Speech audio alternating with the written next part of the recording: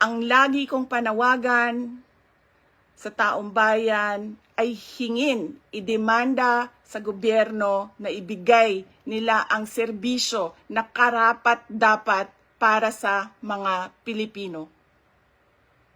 Simulan na natin sa mga campaign promises.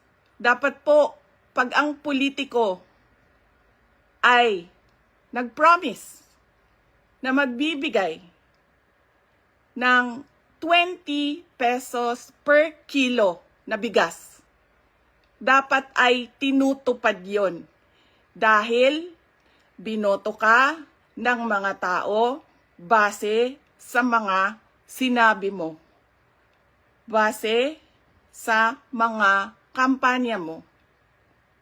Kaya dapat binibigay yan lahat.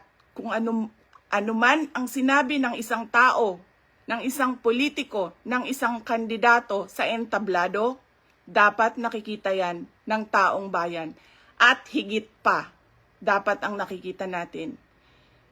Hindi tayo dapat naghihirap, hindi tayo dapat pinapahirapan, kundi dapat nagpapakitang gilas ang ating gobyerno na sila ang pinakamagaling pagdating sa hustisya at karapatan ng mga mamamayan at kabutihan, kaunlaran at peace, kalinaw, kapayapaan sa bayan. Ulitin ko, dapat hinihingi natin sa ating pamahalaan ang karapat-dapat para sa isang maunlad at mapayapang lipunan.